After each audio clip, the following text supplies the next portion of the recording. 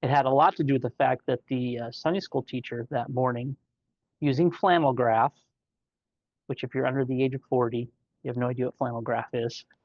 Hey there, Future Santino here, editing the podcast. And something that I unfortunately discovered after all the recordings were done was that the main audio cut out for the YouTube video. There's a backup audio. It's not as good as the mic'd audio.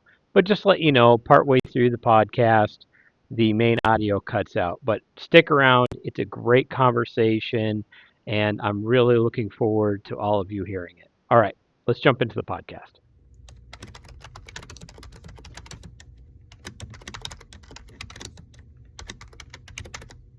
I've never heard that I can think of your testimony. What brought you to Christ? Oh, okay. Uh, it it somewhat starts in the fact that I was born and raised into a home where my mom and dad were already Jesus followers. Everybody else, grandparents, aunts, uncles. So going to church from the very beginning. And the first encounter, this is like I would technically say that I made a commitment to Jesus when I was 5 years old, which the capacity of a 5-year-old, you can only do so much. But it had a lot to do with the fact that the Sunday school teacher that morning, using flannel graph, which if you're under the age of 40, you have no idea what flannel graph is. I don't. Okay. I'm 43. Or if you didn't really have a church experience. Yeah. So flannel graph was before technology. You'd have this large rectangular piece of like felt, and then you'd have little cut out figurines that were also felt so it could stick onto it. Okay. You would tell all the Bible stories that way. This one particular morning, this little old lady decided to teach a bunch of 5-year-olds her understanding of the difference between heaven and hell, and had little felt cutouts to represent these two things. So here was clouds and angels, all of the caricatures and archetypes of heaven and hell that most of them aren't biblical, but anyway, and then hell was like flames and people in the background screaming. And so she said, now if you believe in Jesus, you get to go here. If you don't, you have to go here. How many of you want to believe in Jesus? And every 5-year-old that day raised their hand. So I guess that's technically when I believed in Jesus, but again, it was mostly on fear. Yeah. So then you grow up and you work your way through elementary and junior high. And in junior high, I made a more serious commitment through a series of messages that were at our church we were attending at the time. They brought in a guy and did like 5 straight nights of messages. And I think I was 6th or 7th grade. So I kind of made a commitment to Jesus, like this thing that I believed since I was 5, I'm like really all in now. Yeah. Like I believed in Jesus, but then I really began to follow more deeply, probably in junior high. So I had, for better or worse, I had an experience where I was in church my whole life. I was in Christian schools from 5th grade on, including college. Yeah. So always around it. But so then as I grew, some like even more of a deep commitment. When I was in high school, that was when I really finally felt like I don't know what I'm going to do with my life for sure, but I want it to be something that is ministry oriented. And so I've been a Christian school teacher or a pastor on staff at a church my whole Was that your professional life. Your teacher was your first career? Yes. I was greatly influenced my freshman year in high school by a teacher we had. A brand new teacher came in, fresh out of college. He was my Bible teacher, my math teacher, and my basketball coach. And for 26 years of my adult life, I was a math teacher, a Bible teacher, and a basketball coach. Awesome. So I just wanted to be him. Yeah. And so I followed his footsteps. So I went to college majoring in math with an emphasis in education. I'd also be a math teacher. But then I also, the college I went to, everyone got a minor in Bible and biblical studies as well. So then as I entered into the workplace and started teaching, I taught at Christian. I went to my old Christian school for the first 2 years of teaching, where you can go back and make all the mistakes because everyone knows you and loves you. I was teaching my friends' younger brothers and sisters. Yeah. It was hilarious. And then I moved to Phoenix in 1991, started teaching at Northwest Christian with the gentleman that I mentioned that was my teacher my freshman year.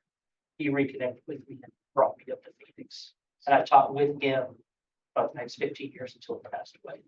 So that's pretty awesome. Work side by side with them. So teaching in biblical high school classes and in math classes for the longest time. But then more recently, I've been on staff in two different churches, including our church. I didn't know you're in staff at another church. Yes, Oh, okay. here in town for about 5 years. And you still are? At that church? Yeah. No, Oh, okay. that church, my time with them dissolved. Oh, okay. So I was teaching at Northwest Christian until from 1991 till 2013. Mhm. Then I left and I went on staff at the church that we've been attending. I met my wife at that church. I got attending that church the whole time I was in Phoenix. And I worked there for 5 years, and then they went through a leadership change. So I was encouraged to leave, and also was kind of afraid to leave because it gone a different direction. Actually went back to Northwest Christian and taught for 4 more years when my kids were in high school. Our kids were in high school. And then joined the staff at Desert Breeze the summer of 2020. Yeah, I noticed it too. Car insurance rates skyrocketing. Well, there is a solution, and that is our amazing partner, Primerica Secure, also known as Answer Financial. What you can do is call them, and in about 10 minutes, you'll have a quote, and you'll know whether you have the best rate for your car insurance right now or if there's something better out there.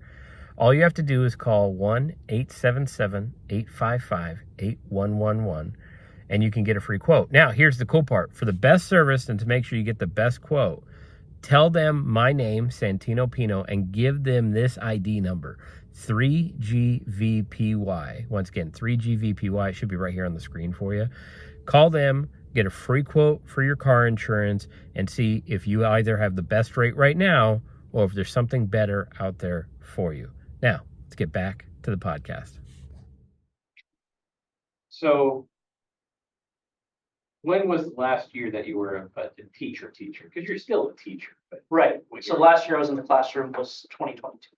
2020. Yeah, spring of 2022, I left that and went back into church. And even you were working at a Christian school. Correct.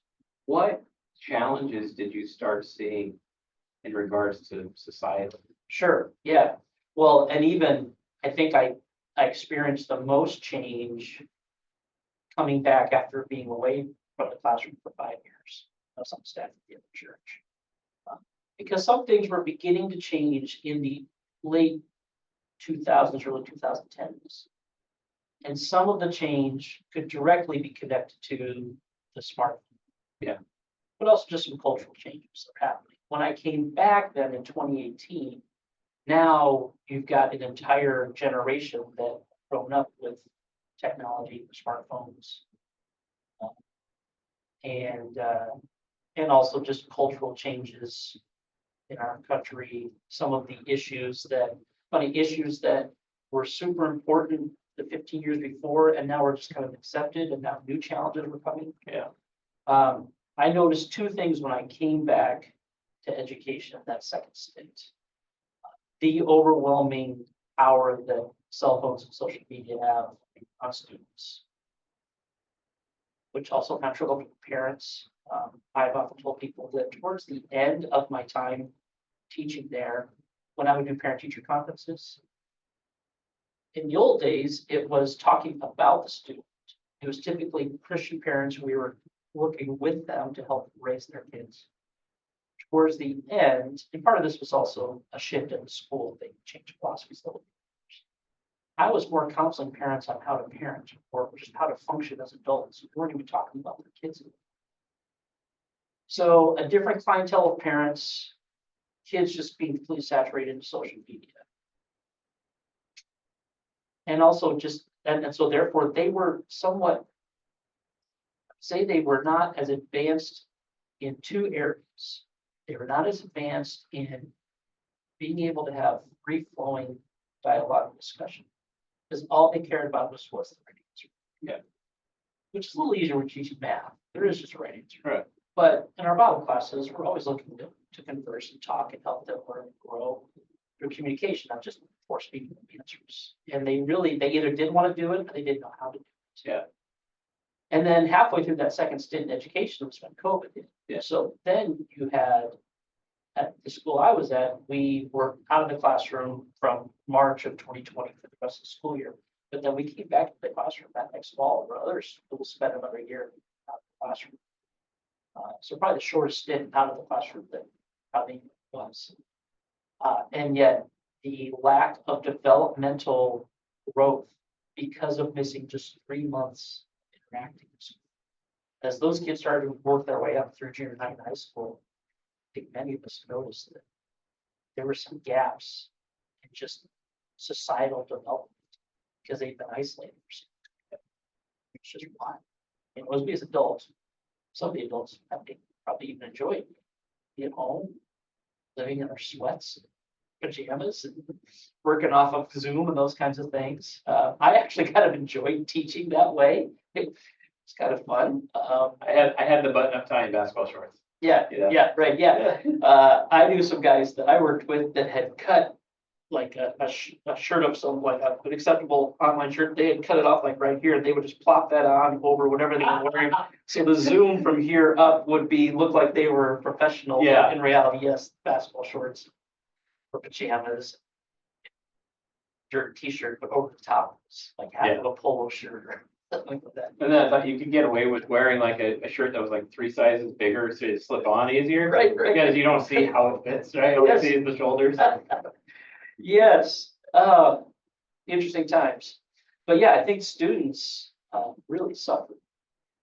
And even to extent watch that in our 2 kids, although they were 19 and 16 at the time.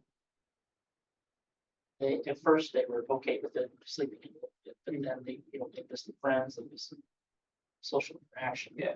Our daughter was her freshman year, she was going to Grand Canyon, and there's just so much activity there. She felt like she missed out. Yeah, go back. You said you met your wife at your previous church. Correct. When did you meet your 1995. wife? Okay.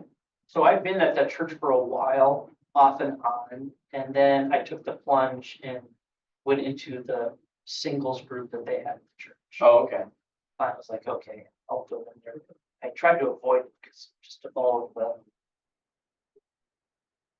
of the things that you think of that would be dysfunctional in a singles group at a church. Yeah. This one didn't really have that as much. The other funny part is my wife has a sister who's a year and a half older than her. I knew her sister because she had done some teaching in Northwest. So as I walked in that first time, I saw her sister right away because I knew her. So we connected. I'm like, oh Mike, so glad you're here. And kind of knew each other already. Introduced me to my wife Melissa, but we didn't start dating for like 6 months. And got married in 1997. So, yeah. And you got a bunch of kids turning into adults right now. Yeah, they really are. Our daughter's 24, our son's 21. She's working part-time at Grand Canyon, and our son is in his 3rd year at Grand Canyon. We're a Lopes up Yeah.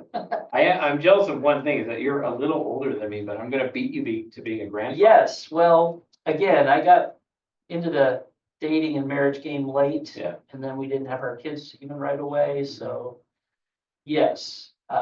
Even all those years raising our kids, all of their friends, the parents were significantly younger than we tried to fake that. We sound like we were the same age as them. Now, and I brought this up kind of before we were recording too, is that you've got this unique perspective, in my opinion, and I don't know, you're more in the pastoral circles, right? But you've got this unique perspective of trying to bring Christians together while also addressing current events. And that kind of second part of that, a lot of pastors leave out, because current events can be a hot topic. What drives you really to pay attention to some of those current events or current cultural things and teach people how to address them? So early on in college and post-college, I was influenced by some Christian authors, Christian pastors, Christian friends, where I think in a lot of Christian circles, there's a couple different ways that people react to quote unquote culture. Yeah. what our societal norms are, things that are happening, current events. For a lot of Christians, they just bury their head in the sand and they want to avoid culture. And so they only hang out with their other quote unquote Christian friends. They'll even go to the extent of I only do any kind of shopping or any commerce with other Christians that I know, if I can at all possible, boycotting other groups because I don't like what they stand for. And so they really bury their head in the sand and they just try to avoid culture. And there's some extreme examples of even like, communes or just getting away from society and living on your own. Then there are others, and I saw this quite a bit, maybe quite a bit's too strong, but I saw this often enough to recognize it, and that would be Christians who get swept up into culture. And so their faith in Jesus takes a back seat to just being part of whatever the cultural trends are. And so they get swept up by culture. And I was always more of the opinion of, I want to do neither of those extremes, but instead look for ways to understand what's happening in culture, look at culture through a biblical lens, be involved in culture with the hope to redeem culture or to meet people where they really are. And also just to be able to have conversations about what's happening in real life with people, because I have a pretty firm belief that the way Jesus was most effective in his ministry here on earth and the template that he set up for us was to be in community with people. Have you noticed how polarizing reading the news is lately? Whether left or right, or even some of those apps and websites that say that they're middle of the road, no matter what, it polarizes you one way or the other. And as a Christian myself, often I wonder, is there a scripture related to this news article that could give me some perspective? Well, that's where the Pour Over email newsletter comes in. There's a link in the description that if you see a modern day news story and wonder how it relates to scripture today, that's what the Pour Over is for. I don't get paid any money for referring you to it. I just really, really like that newsletter and read it every time that I get it. So if you'd like to subscribe to that to get a biblical perspective on modern day news, subscribe to the Pour Over. The link is in the description. Let's get back to the podcast. Have a great day. That the more I am interacting with people on a regular basis, I can show them Jesus, maybe even beforehand, before I then tell them about Jesus. Yeah. Because nowadays, a lot of people, they don't want to hear it.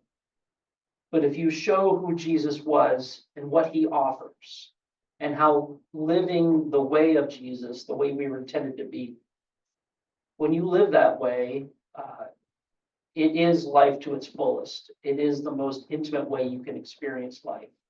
It's the best way to live, even in the midst of a sinful world. And it also gives you the greatest joy in connecting with people in a deeper way. That when you show that to folks, I think that can be the greatest way to draw people to perhaps consider Jesus, to follow him.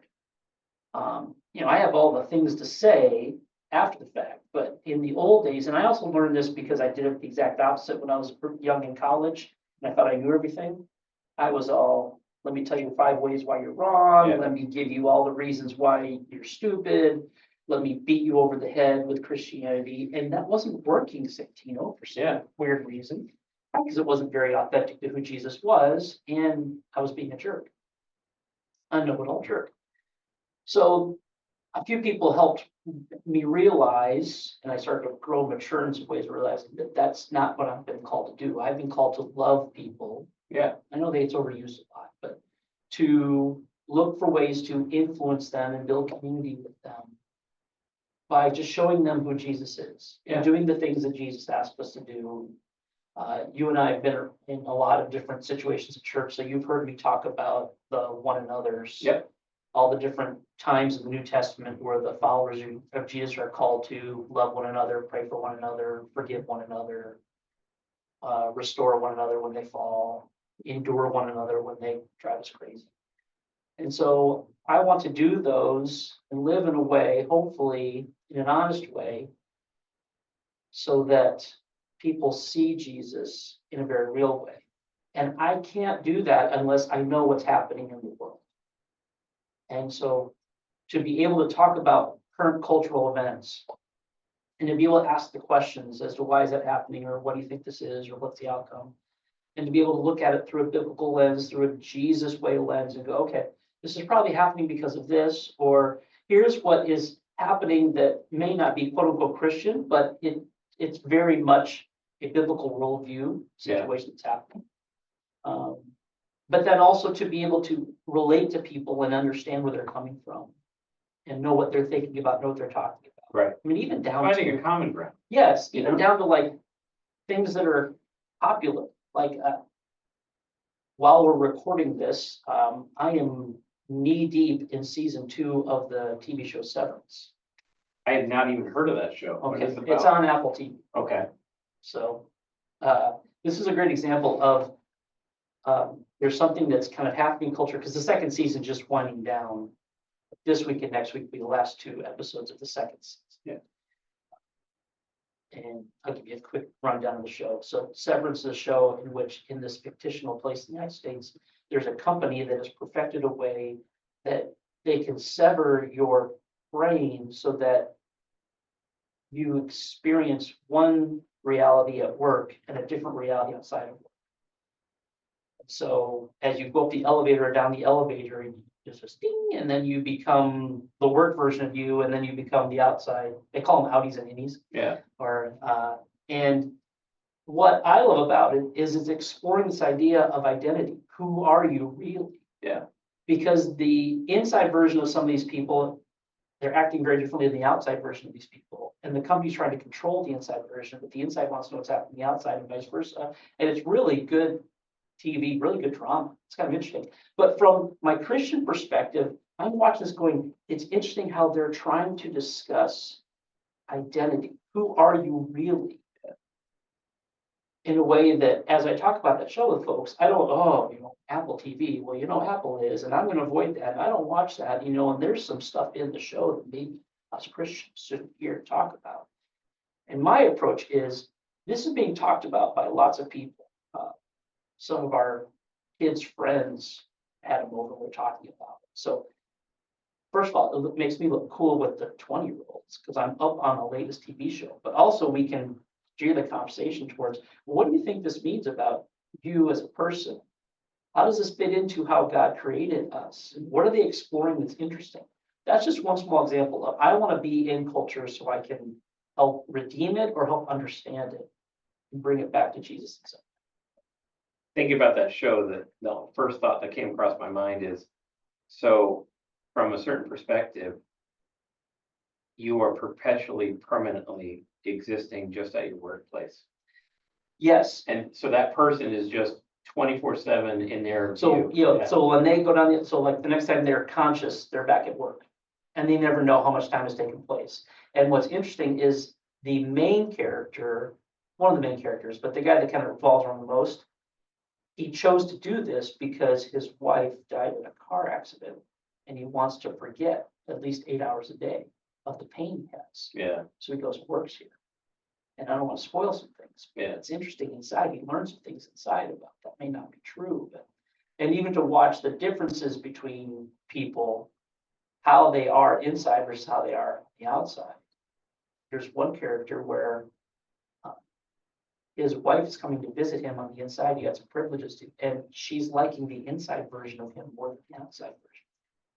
Because interesting. the outside version is kind of a bit of a loser. The inside guy is really excited to finally meet his Audie's wife. Yeah, So they talk about them like two people, but they're actually one, and it's really, really interesting concept. The executive producer is Ben Stiller. So Okay. like if he was a funny guy, but this is some good serious. Yeah. But I just love it opens up conversations about things that I can bring back around to spirituality, Jesus, following him in a way that I probably couldn't just bring it up to someone Right. and they would shut it down because it sounds like a spiritual conversation. But instead, I'm taking what's happening in culture and drawing it towards something. I love those forms of media where they just tweak one part of society to see Correct. what happens. Like an Yes. experiment. Like I really like the movie The Invention of Lying. I don't think I've ever seen that. Okay, it's Ricky Gervais, Okay. and they exist in a world where lying does not exist, Nice. and he discovers it. So, and this one's in the trailer. So he goes to the bank, and he needs $800 for his rent. And they go, I'm sorry, sir, you only have $10 in your account. No, there should be 800 in there. Sir, I don't know how we had this error. I'm so sorry. And it's like, we need to hook up now or the world will be destroyed. Or where do we need to go? Right? Like, Right. it's hilarious. But then you get into some extremes, and to save my life, I can't remember. I want to say it was called The Americans, where they just tweak the ending of World War II. But it takes place in the present day. So you've seen how society has changed. So I love those ones that just tweak Right. one thing, just 1 degree shift, and see the thing. But the other problem is there's always a dark side to that. Right. There's those people that kind of twist the narrative of the Bible, and we should get into this. The most hilarious thing. I'm a history buff. I think you are to a point too, right? You were a teacher. You had to be. We don't have any significant proof that Jesus exists, right? I see a lot of media that say that, but then I always compare it to, you had Egyptian pharaohs and all that at the same time. Mm-hmm. Well, we know this pharaoh existed because we found this one wall and half his name was carved one time. There's no other existence. So that's proof that he exists. But Roman records, multiple versions of the Bible, different books, stuff like that, all this, we really don't know if Jesus was a real human being. Right. Even though 20 different authors outside of the Bible mention Jesus in passing in a historical way. Right. Yeah. And there's an agenda there. Sam. Oh, absolutely. Absolutely. It's one of those things like you see, and I'm not going to address any of it here because, I don't want to get demonetized in podcast 3, but there are certain parts of society right now is like, well, if we can make you believe this, we can make you believe anything. And it's almost like it's a gateway belief, right? You can disbelieve your eyes, disbelieve everything you've ever thought, like disbelieve that, I sat down with someone that's of Jewish faith, nice guy, right? And the only thing I said to him when we got to a conversation about faith was, can we agree right now that Jesus was at least at one point a living, breathing human being? Yes, we got common ground. We can discuss everything. You're the one that really taught me core versus peripheral beliefs, because I never had a really decent church experience. I didn't necessarily have bad ones. I had a couple bad ones, but I didn't really necessarily have a good church experience until I arrived at our church. And the hilarious part of that one is we were at another church here in the Phoenix area. We went there for 2 years, never got invited to a small group. And finally, a pastor told me off, just in a personal way. I'm just like, okay, we don't need to go here anymore. I kind of felt disheartened, kind of upset, right? Let's go find another church. So we sleep in one morning, which church start late. We find this place that at the time, the joke was everybody thought it was an air conditioning company. Correct. Right? Yeah. And so we walk in, and the first thing that Pastor Ray says when we walk in is, a lot of people come here after they had a bad experience at a previous church. Let's put our seatbelts on for this one. And we felt at home and all that stuff. And what happened, that pastor ended up being terminated, because he was being inappropriate. Let me paint a picture for you. You get to retirement, and within a few months, you realize that you might only have months or years before you run out of money and lose everything. Because when you were younger, you never figured out how much money you were going to need for retirement. That's where the Pino team steps in. The Pino team has an amazing tool called a financial needs analysis. It is free to everyone. All it does is provide you the solutions you need to make it through retirement. So my challenge to you is this.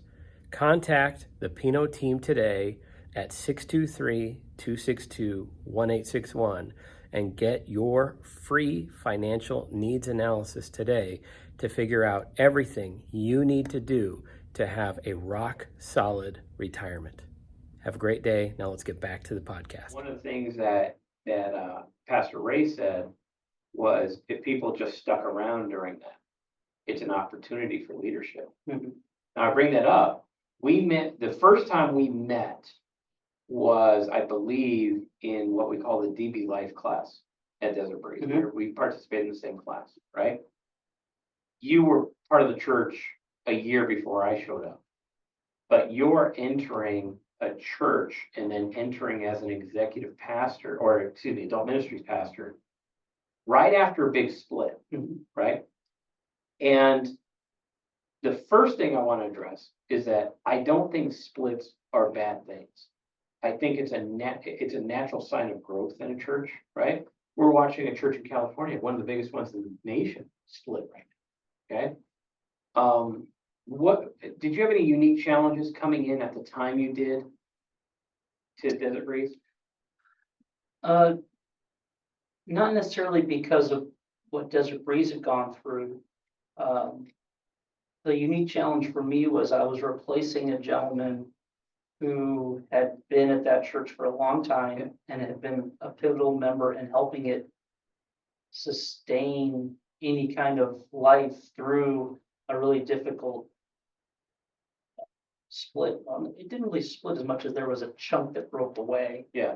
And it was essentially, from what I understand, almost like a coup, where a group tried to take over. And he had helped navigate them through that and was a very beloved member of the staff. And he had just kind of gotten to the point where he was ready to try something new and they wanted to be by grandkids. And so they moved to a different state. So a big part for me was stepping into the shoes of a gentleman who was so beloved and had in many ways resurrected some of the adult ministry activities around there that had either fallen by the wayside or had been destroyed by the upheaval. And he had brought them back to life. So one of the first books I bought when I recognized I was going to come on staff in this situation was a book on how do you lead something that you didn't start. Yeah. And just how do I honor what this gentleman had done, but at the same time have my own personal vision that connected with the church's vision and take things forward. And so that was perhaps the biggest challenge was just not coming in and, as some people will do, rip the whole thing apart and start all over fresh, because that would have been just another whiplash for those folks that had just gone through a significant whiplash 2 years prior. Yeah. And there was no need for it. Like that's such hubris on my part to come in and tear everything back down and Right. put it back up. Where instead to take what was already in place, honor it, champion it, celebrate it, and then begin to build on top of it. Right. And so I came in not wanting to change the culture of Desert Breeze, but I wanted to advance the culture of Right. Desert Breeze. The other issue that was so interesting was that I had come out of some church hurt myself at my previous church. And that was more church hurt because of a change in leadership, which resulted in us leaving that church. And again, my wife had been there since the late 80s, and I'd been there since the early 90s. This happened in 2013.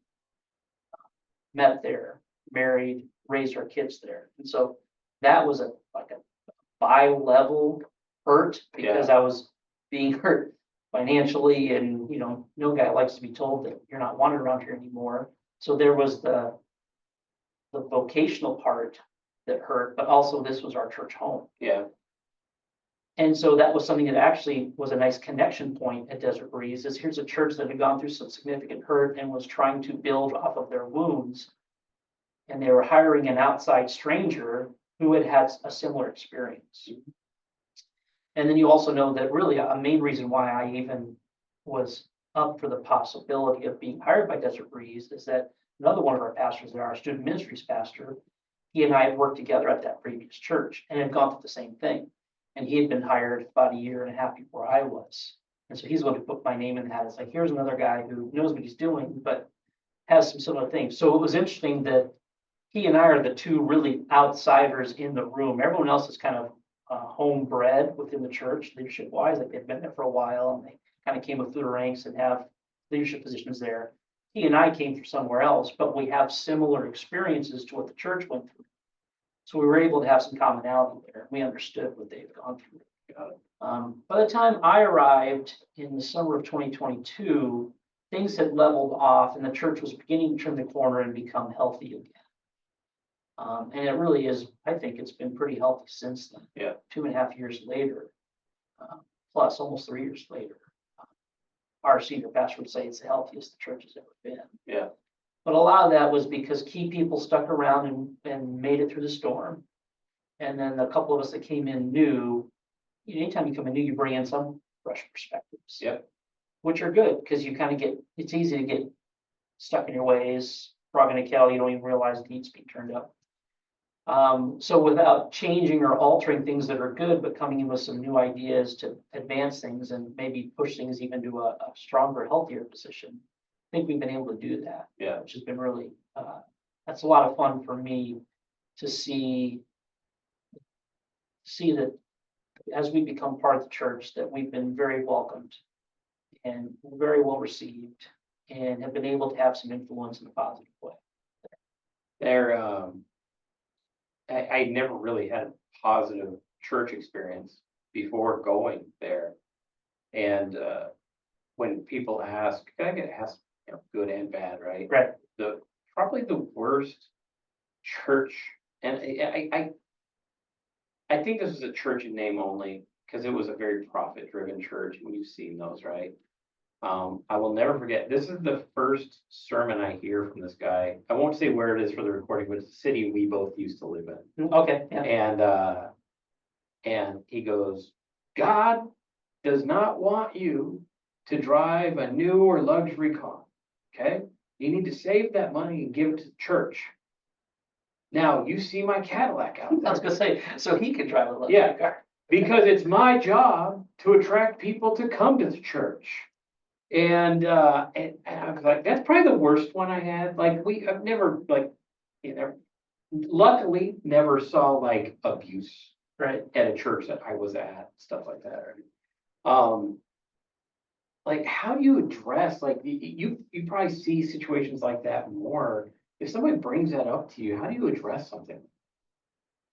Like, how do I address if someone at another church? Yeah, like, let's say I'm coming to you, like, I'm having this problem at my church, what should I do? What would you give to that person?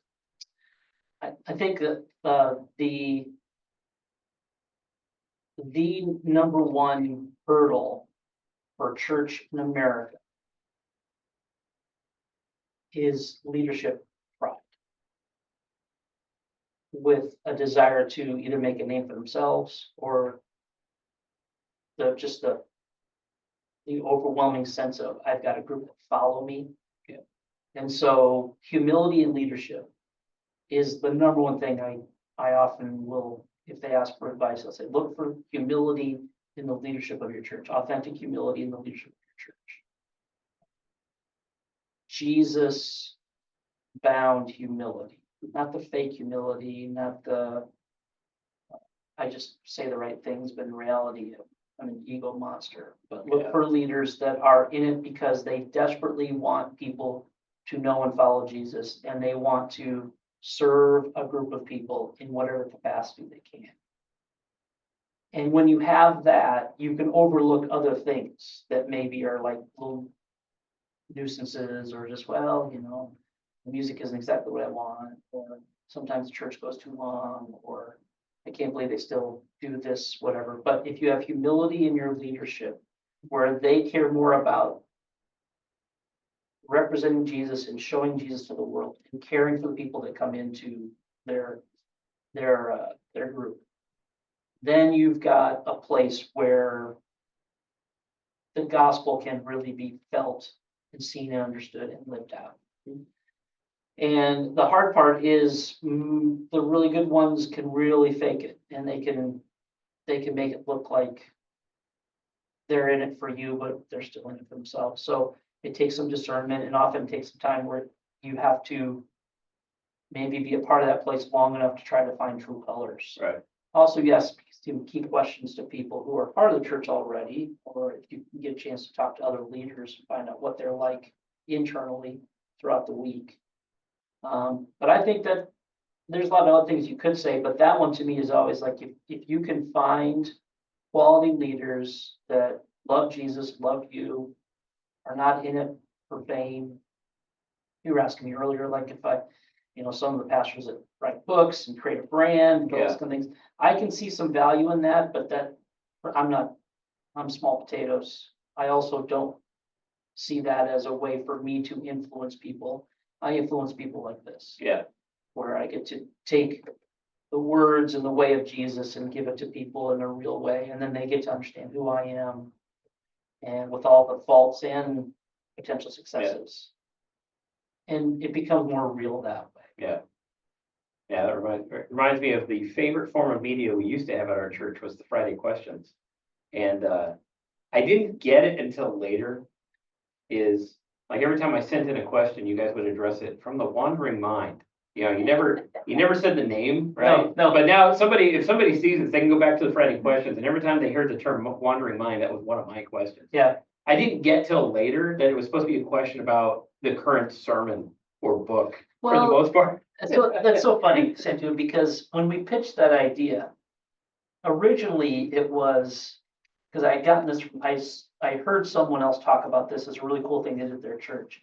And that was they would, as they went through maybe a sermon series, they would then at the end offer it up for a Q&A. So if something was said in the service that prompted a question, they would even take time after this message was over, the last 15 minutes of church service, and they would let people ask questions. Well, no one at our place really wanted to do that because, that's like open mic night. We know where those can go. So instead, well, maybe people will just send in questions.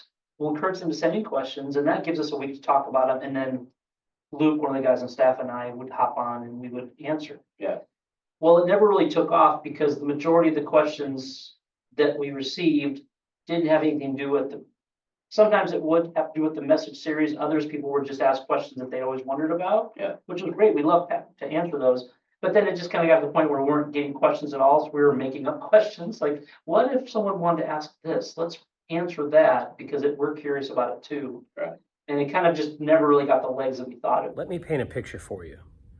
You get to retirement, and within a few months, you realize that you might only have months or years before you run out of money and lose everything. Because when you were younger, you never figured out how much money you were going to need for retirement. That's where the Pino team steps in. The Pino team has an amazing tool called a financial needs analysis. It is free to everyone. All it does is provide you the solutions you need to make it through retirement. So my challenge to you is this. Contact the Pino team today at 623-262-1861 and get your free financial needs analysis today to figure out everything you need to do to have a rock solid retirement. Have a great day. Now let's get back to the podcast. But yeah, intentionally, what our hope was if people had questions about something that was said, because again, we're trying to be transparent. So we're not trying to hide behind things, or if something is said in a message or a weekend teaching and it's confusing, it's probably not most convenient to stand up in the middle of that weekend teaching and say, hey, I have a question. But if you have it, we wanted to address it. We didn't want you to feel like we didn't care. Yeah. But yeah, we always assumed that your questions came to you while your mind wandered in the middle of a weekend service. It absolutely did. Yeah. I even could even think of you staring off as you're supposedly listening, like, you know what? It wasn't just that, it was the root of it, because we're like in a certain book, right? Yes, But then whoever is giving the message that weekend would cite other books, right. and that's what would trigger it, Yes, right? It's rabbit like, hole. yeah, I was like, there's more to that, right? Yeah. Get down to it. You taught me a word. I had never heard the word winsome before, WINSOME, Yeah, right? I yeah. had never heard that term, and your first, and your first ministry that I saw pop up at Desert Breeze was Winsome Christianity, right? What was the thought process in creating that? What was the original purpose you had for it? Sure. So winsomeness is an attribute of a person where they are warm and engaging and welcoming, inviting, easy to be drawn to, so that they attract people in by their behavior and their language. And few individuals in Christian society that do write books or have podcasts and things had begun to talk about that more intentionally over the last 10 years because there seemed to be a trend within some Christian circles where the Christians were becoming very vocal about the things that they don't like and the things that they are against. And the persona in our American culture was somewhat negative. Right. Because all they did was just lambast people for what they believed or what they did. And it was very negative and very caustic. And so it's interesting that I would say winsome Christianity has been around since Jesus. Mhm. He modeled it. But there are times throughout history where the collective church, and I'll just really use the American church because this isn't an issue in other parts of the world where the church is booming, but we tend to be American centric. But the American church, for the most part, had gotten a reputation of being more divisive and pull ourselves away and railing on people for social things that they were doing or cultural trends that were happening. And so the response from a few of these people was not, well, we don't want to just say that those things are okay, but if Jesus's main mandate, the thing that Jesus said the most, the last words really of instruction he gave his followers was essentially love people the way I have loved people. Yeah. That we kind of lost the plot on that as the American church. And there needs to be a re-emphasis and even some reteaching on how do we model Jesus in culture. And the way to do that is through being winsome. And we even, as you know about me, I love a good pun. Yeah. And so the catchphrase is we want to be winsome so that we can win some to Jesus. Yeah. And so we started doing a series of classes. We actually have another class coming up at the end of next month. We're starting another class on this topic where we explore it from a lot of different angles on how do we talk about things in culture. And coming back to your original question to me was like, how do you engage culture as a Christian? How do we talk about these things with people so that we demonstrate the love we have for Jesus, the love we have for them, the love that Jesus has for them, but also the truth of maybe where God originally created things to be within that cultural moment, within that societal issue. And so a lot of people talk about the combination of love, of being, truth and grace. We want to be able to represent both. But I think the American church had kind of gotten a reputation of we just pound people with the truth, we have no grace. Yeah. And winsomeness is to bring back the grace so that we can have these conversations with people without hiding what we believe, but also valuing them and restoring them and giving them the value that they have with the way God created them. Instead of just railing on them and yelling at them for the things that they're doing wrong. Because you don't really see that throughout the New Testament. The Apostle Paul comes down hard on Christians, but they don't act like Christians. But he really says about the outside world, he's like, our goal is to be a light to them. We don't really have a place where we get to judge them in that way. And so one of the things that our church allowed me to do was just offer a series of classes on just how do we practically walk through some of the big issues in culture. So we've already addressed things like sexual ethics. Yep. We address sanctity of life.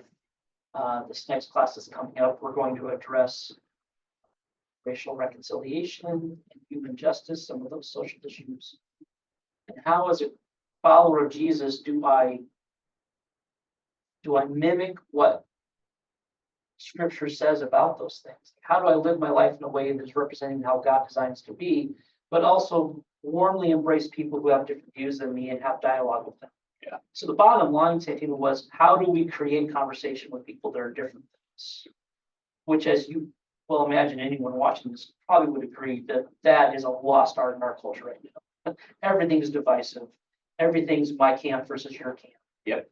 And we're trying to reach across the aisle and all these different areas and at least befriend people and have conversation with them in the hopes, not a bait and switch, like I'm gonna befriend you for a while and then I'm gonna hit you over the head with the gospel, but to authentically show the way of Jesus and give people an opportunity to see that without all of the negative baggage that comes with how the church often. Now, going back to something that you said earlier, was it a book that was how to lead something you didn't start? Yes, I'm probably gonna plug that, so I want to go read that now. When I think internally at our church, if somebody asks, hey, what's Mark's ministry? I think the quickest answer would probably be winsome. In my opinion, that's incorrect. Because I think the biggest ministry, and hopefully you agree with this, is something you did start, was the monthly leadership meetings. And just some history is that, and again, I wasn't there to experience it, this is a fact you gave me, is that there was a quarterly or monthly leadership intensive, or quarterly, right? think Something quarterly or Well, twice a year. intermittent, Yeah, right? yeah, And so attendance for that, and then monthly leadership meeting attendance was here. And not only has this happened, this has now happened. And you're the one leading that. Now, again, this is just my opinion, having been in leadership and business for a while. One of the best things you ever did to grow that ministry was for 3 months, you handed the mic to somebody else and they taught a leadership class, another business leader after tremendous respect for it. What were some of the steps that you took? Like, number one, was that growth the intentional result or did it just take off? Which one would you say? unintentional. It was intentional? Yeah. So there, everybody that leads anything, definitely, you grew that 5, 6, 7, 10 fold, okay, from what it was. What are some of the intentional things you did to make this thing that you did not initially create, but it's now become yours? What did you do? What are some of the steps you took to do that? Right, because small groups is the heartbeat of our church. Yep. And so one of the key areas that I oversee and serve are all the different small groups that we have. We have about 50 of them now. And so my predecessor had kind of resurrected and rescued those because they were on life support after so 2020 at that church, they went through all of the COVID things that a church went through, and they went through this coup.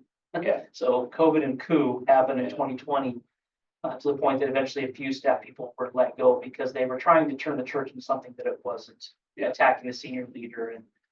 And so one of the things that dissolved because of that were all of the groups. There were hardly any left and they had all kind of splintered away. And so my predecessor began to rebuild those groups by pouring into the leaders of those groups or the leaders of the different ministries or teams that are there. And so he had gotten them back to the point where they were doing them every month. So in our case, the second Sunday of every month, we take what is usually the time during, we do two services on Sunday. So during that first service in one of our rooms off the side, we invite our leaders to come in. And originally, I think it was to help bring them back together and build some unity among them. When I came in, the first thing I noticed is that there's a lot of things that are part of leading volunteer groups in the church that are different from leading groups or teams in a business sense. It's just, it's a little bit, it's just crazy to lead volunteers. Oh, yeah. Hey there, thank you for checking out the podcast so far. Let me ask you a question. Do you think you've got an interesting story that'd be fun for others to hear or maybe inspire others? Well, you could be a guest right here on the Pino Team podcast. If that interests you in any way, send me a message on the social medias that we're connected on. Let's get that conversation started, and maybe, just maybe, you could be a guest here and share your story and inspire others. Now let's get back to the podcast. Because again, they're not being paid, they're wanting to do this. And so I want to give them a vision for how to lead well but I don't want to beat them over the head because then, well, I'll just won't do it anymore. And all of a sudden, the churches thrive on volunteers Yeah. working well. And it's a great way to help them grow in their walk with Jesus by being in leadership positions. So there were three things that I really focused on when I began to overtake those leaders meetings every month. One was to continue the building of community amongst the leaders. Leadership is very lonely. When you are a volunteer leader, it can be really lonely because at least I, as a paid individual at the church, I'm with my other paid staff people all week long. We have various meetings. We can lean on each other. Sometimes leading as a volunteer to church can be very isolated and lonely. You only know your group or you only know your situation. So I wanted to continue to build camaraderie and community within the leaders. So one thing that you've noticed, you've mentioned to me, is that we emphasize and really facilitate a lot of conversation. Yeah. At the meetings. I only talk about 15, 20 minutes max, and the meetings last an hour and 15 minutes. Yep. And I intersperse some things within, but we get them talking with each other. And usually it's sharing stories, looking for ways to encourage older leaders, helping younger leaders, seeing some ways to improve or questions to ask. So building community. Second thing was to not overwhelm them with content. And so everything's very bite-sized because unlike other situations where it's, this amount of time, theoretically, we are together as a church until death do us part. And so we've got months and months and months to be together. Yeah. And so, I have a plan in place of how I know we can not only grow the depth of our groups, but grow the number of our groups, because the more people you get in the group, the more time they have to talk about real things in their life. Attending a weekend service is great, but it's pretty passive. Groups are active. You're having this kind of stuff, right? Yeah. Really working through life issues. So there's lots of things that can help leaders do that well. The last thing I want to do is overwhelm them. Yeah. And so that's why it is sort of, for example, last year we do 10 meetings. We don't meet in the summer for 2 months. So 10 monthly meetings. I spent the whole year on one topic. Yeah. This year, we're spending the whole year on one topic and breaking it up so that it probably, if it was all shoved together, would be like a 3 or 4 hour seminar. Right. But instead, it's little bite-sized chunks. And what's your topic this year, Ben? We're talking about spiritual formation. Like Okay. how does one actually grow in their relationship with Jesus? We know that the Holy Spirit's involved, but there are some very tangible things that we can do to help ourselves and help people be on that path. Mm-hmm. And so we're talking through all the different metrics we can use. It's kind of strange because it sounds like you're making Christianity sound almost like an accounting firm. Like, well, we recognize the role of the Holy Spirit infusing this within us, but there are tangible things we can do as well. So we're just taking the whole year and walking through that. So here we are. We just had our March meetings. We've had 3 so far. And so we're just scratching the surface. Yeah. So building community, slow with the content. And then the third aspect is inviting people into these meetings that maybe aren't even in leadership yet. Yeah. So it's not a secret society. We just mentioned even 2 weeks ago, we had kind of a state of the church time where we talked through all different ministries. And we again invited the congregation and say, hey, you get a really great breakfast. It's a lot of fun. You're guaranteed at least one bad dad joke from me. But you're just rubbing shoulders with people. Even if you don't think you'll ever want to be in leadership at church, come to these anyway, because you will get to see who our leaders are, what they're doing, what we're talking about. Yeah. So I build community, slow with the content, in a very open and welcoming room where anybody can come in. You come once, you come all the time. We're not going to force you to lead, but we think eventually you'll catch the vision because we talk often about the kind of leaders we're looking for. Yeah. The kind of people that want to, not because of their own ego, but because they want to see people continue to become closer to Jesus. So that's kind of my 3-pronged approach. And I think that the meetings prior to that maybe didn't have all of those emphases. And so at first it was a breath of fresh air. And now it's just like a tsunami wave of Everyone loves being at these because they walk away with something to know, something to do, and someone that they've connected with. And so you walk out of there feeling like this was worth the time. And our executive pastor makes some killer breakfasts. Oh my gosh. And so to walk in for bring free- people together with food. Yes, yeah. I mean, you taught me this concept of people learn in rows and grow in circles. Like I quote you on that. And now, anytime that I'm in a small group or asked to speak, I talk about the importance of small groups, and including this is the funny story is I'm in a small group outside of our church. I'm part of several different Bible studies.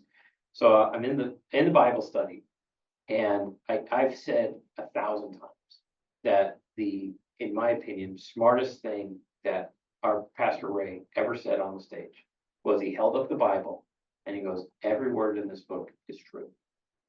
Because you do have some out there, including that money pastor that in that other city we used to live in. Yeah. Paraphrase is every word in this book is true, well, except for that Jonah thing, except for the Adam and Eve thing, right? Because if the leader gives permission to excerpt one, his followers will also, and their followers, then eventually it's like, it's a reference, it's a reference guide, right? So I say that in a national Bible study, it was 50 people on there. I said, my pastor, Pastor Ray Davis, held up the Bible, said this. And then about 2 weeks later, I'm in another Bible study. And a buddy of mine quotes me quoting someone else, saying Santino's pastor held up the Bible and said, every word in this book is true. And he said the exact same thing. That didn't give permission to anybody in the congregation to excerpt any part of the Bible, right? And 2 weeks after that, I'm in a completely different Bible study. And my friend said specifically Santino's pastor. The very next time I heard that quote, I'm on the Zoom. I'm just a participant. There was a pastor named Santino that held up the Bible in front of his congregation and said, every word in this book is true. And all I put in the chat was great name. At that point, it had taken on a life of its own. So there's it's like Shawshank Redemption, this fake person out there is preaching. Yeah. It was hilarious. And people hurled things at him, and he withstood it. And it becomes this legendary story of.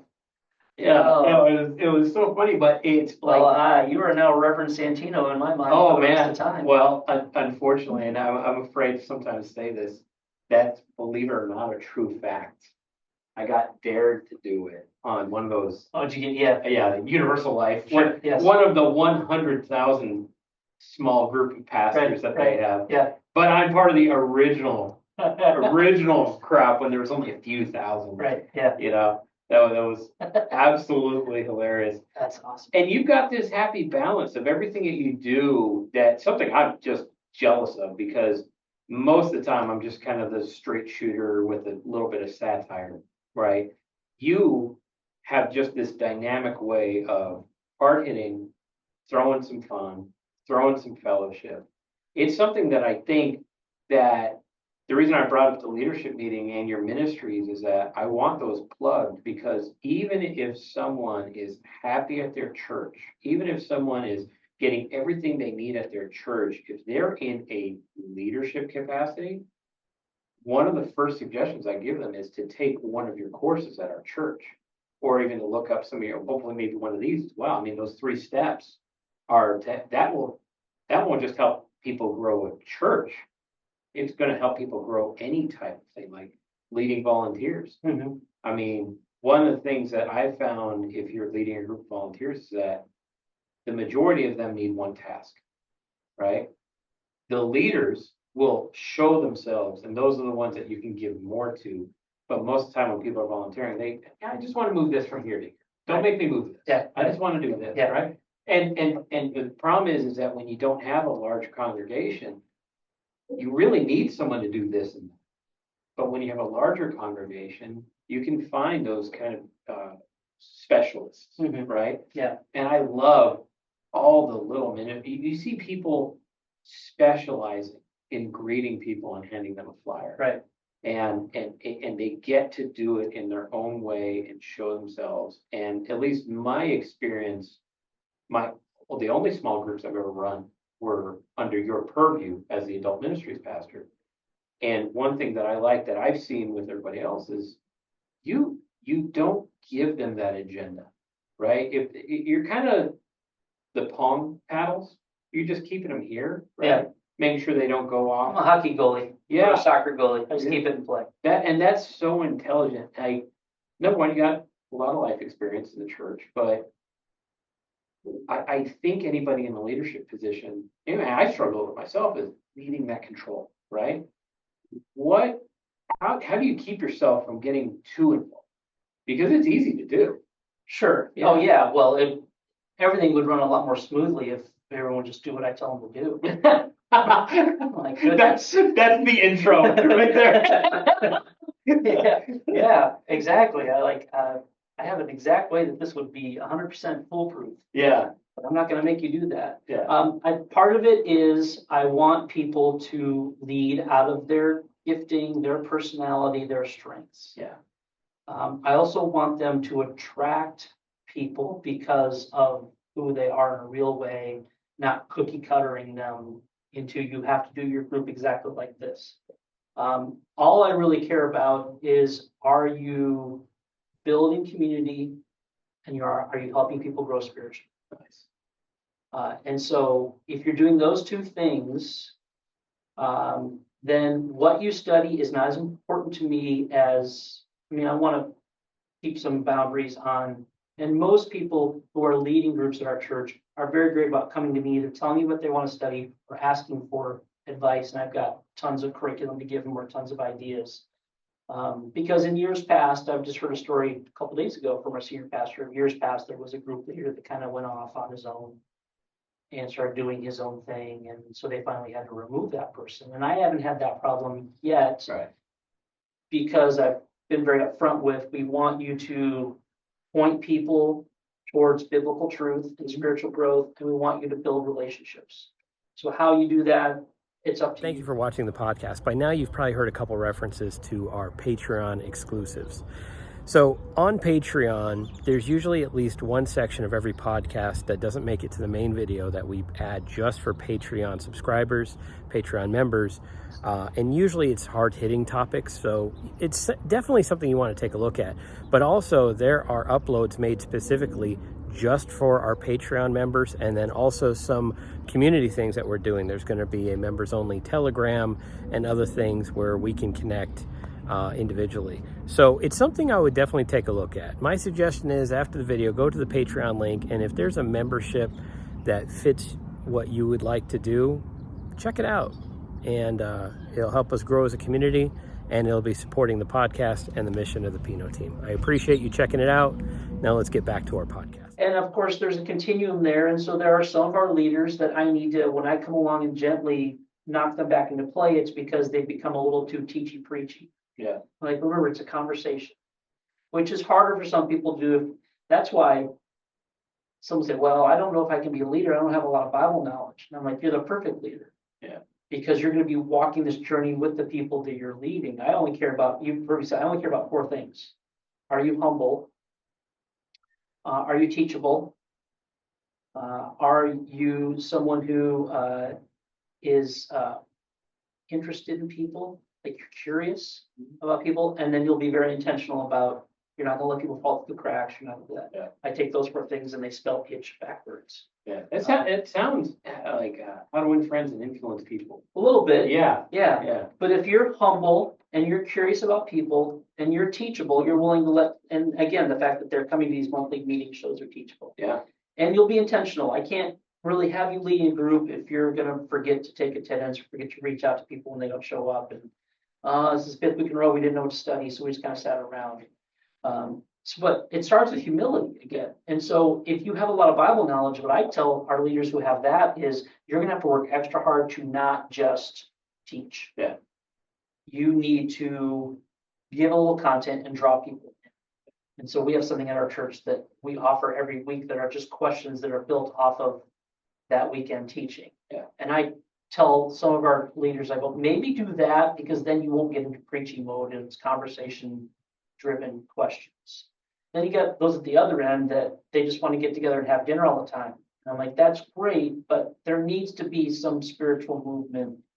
In other words, it is just people getting together and it's just, a double date or whatever. And those are fine, but that's not what our groups are intended for. That's not why they exist. And so part of my role is to move people this way when they're too far one extreme, moving the other, but not to tell them exactly what to do. Because there's different groups. Each group has its own persona, its own way of thinking, what it wants to accomplish, the things it wants to study. Some groups love just going through books. Some groups like going through books of the Bible. Others like using our questions that we offer. And so for me, again, are you building community and are people growing spiritually? If you're doing those two things consistently, then you're a healthy group. Yeah, And I would only mess it up if I got my fingers into it too much. right. And that's a very humble way of looking at it, and you see the growth in it. Yeah, it's messier though. See, it'd be much cleaner if everyone just did what I told them to. Yeah. Or I just, again, there are some churches that like they just kick out curriculum. You're going to do this. Every group's going to do this. And we've talked about maybe at times in the future, like if we have a really cool series that we're going to do, that maybe we do create something and say, hey, just for these next 4 weeks, would all the groups just do this since we're all on the same page? But I don't want to get to the point where that's all we ever do because it takes away the uniqueness and the personality of the one leading. And it easily just kind of gets watered down to that we're just doing this because we have to. Probably the most common weekday that churches add a service where they have another service similar to their Sunday services Wednesday nights. Like you see a lot of Wednesday. A lot of midweek stuff, yeah. Yeah. It's been traditional in churches for a long, long time. Now, going back to 2023, I entered my first real adult men's small group that's still going on to this day. And we were at the church on Wednesday nights. And it looked like we were having a candlelight discussion. There's nobody else there, right? Nobody else there unless there's the youth program that's intermittent. But, when that's not going on, it was a ghost town there, okay? Now, the church that we're part of, there are 3 services that every weekend service between 800 and 1,000 people. And now on Wednesday nights, it's almost like another service night. But the cool part is, it's not a service. Right. All of them are small groups that fall under the purview of the adult ministry pastor. Like that right there, besides the leadership aspect, the leadership group, Wednesday nights, now there's a lot of people involved in that, but Wednesday nights is a feather in your cap. Like, hey, how do you feel about, obviously positive, but how do you feel about what Wednesday nights have become at Desert Breeze, this new community that's popped up in the last year? I feel awesome about it. Yeah. A lot of it has to do with the fact that our student ministries, which is known as Anomaly, Yep. most churches, they'll do a midweek with their students because it gets them back there on campus, or it gets another touch point for our leaders to be with our students. And our student ministries pastor is phenomenal at that, and they've got a great team. And so a lot of what became a very popular night on our campus is because all those students were there, and we were noticing parents would drop them off and some would leave and others would just kind of hang around, just waiting for the 2 hours until their students were done. Yeah. And we have a little coffee area, so some do that. And so the men's group that you referred to was already happening, but it started because some of the dads were like, we're dropping our kids off. Yep. Why don't we just meet here? Well, then that turned into, well, the ladies want to do some of the wives want to as well, or some of the ladies want to have something as well. And then that turned into another ladies group that they only meet once a month, but they meet just to pray for all the students that are over there in the student ministries. And then since then, we've added another just regular mixed couples Bible study of people that also, but a lot of it started with, there were students there.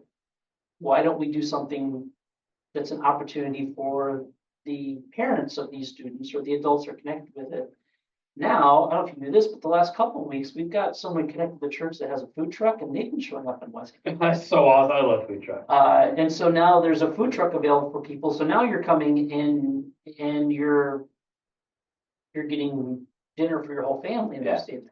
Well, then our children's ministry pastor used that. Like, wait a second, we've got these families coming that have younger kids too. So he started something that he calls peer student leadership, because its abbreviation is PSL, which sounds like pumpkin spice latte. Yeah.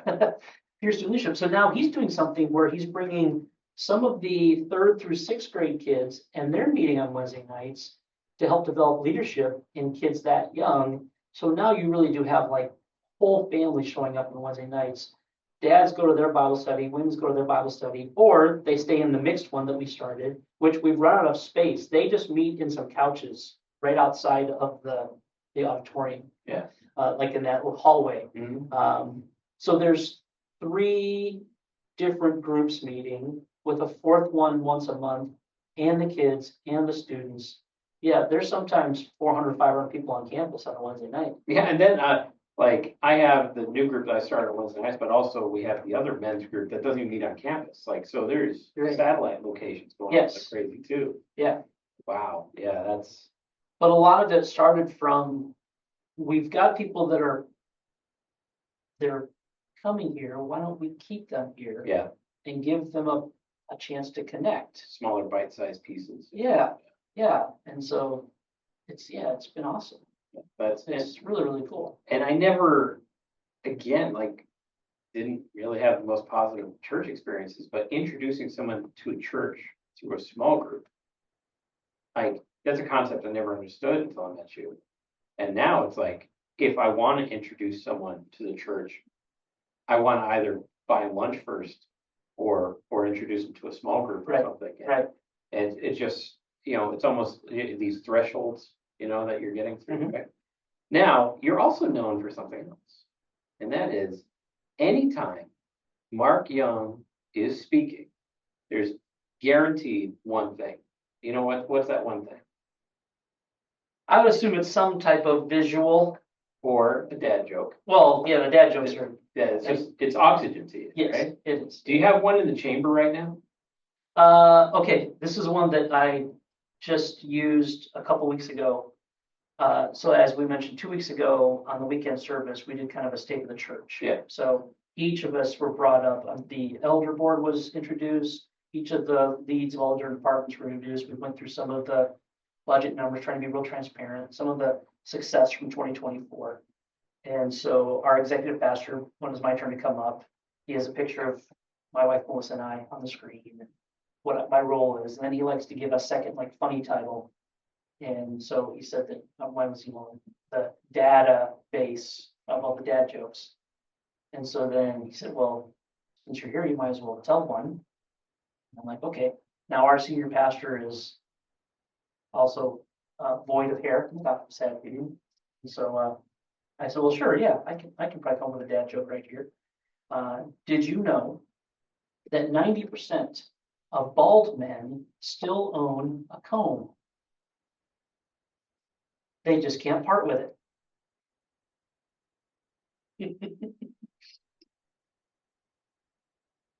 So yeah, so that's the kind of caliber of things that I'm throwing. I think Right. that was so good, it deserves an award. So I would like to present to you. Yes, this is like a Dundee from The Office. I would like to. You had this here the whole They're time. here the whole time. Oh my goodness. So I want to thank the Academy. I want to thank my parents. I want to thank my dad, who told dad jokes all the time, and thus, therefore, I learned how to do it. I want to thank everyone who ever thought they weren't funny, because that just motivates me to continue to do them. Yeah. This is beautiful. I have in my office now, because I do this. So let me take it back real quick. Yeah. Sorry. So the very first leaders meeting I led. So I was hired, started in June of 2022. Yeah. The leaders meeting for that month, the executive pastors introduced my wife and I to everybody. Mhm. And we knew a few of the people at our church, mostly because of the connections to the school and other places. So then July comes around and I'm just told, you start leading a meeting. You're up next. Just go.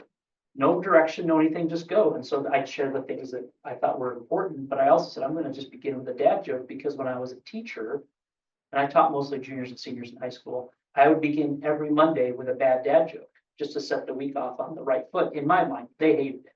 Well, they said Yeah. they. So I started that July meeting and I said, hey, everybody, like a lot of you don't know me yet. I'm just getting to know you, but I just want to let you know that every meeting we have here, this is how we'll start the meeting. And I told a couple, had them up on the screen, and they laughed and they groaned. And then August, same thing. And now every once in a while, I'll pretend to start the meeting by talking about something else, and I'll get, hey, wait, where's the dad joke? Yeah. Like, oh yeah, that's right. So now they're begging for it. Yeah. They're begging for it. So I now have in my office, I have a mug that says I'm the king of the database. Yeah. I have a little, looks like a box of playing cards, but the cards all have like 3 or 4 bad dad jokes on them. I have another little tin that's got, like, people are giving me gifts that are giving me more bad dad jokes. Yes. I have an endless supply. Nice. This is gonna probably sit right next to all those things. Yeah. I can't believe you had this made.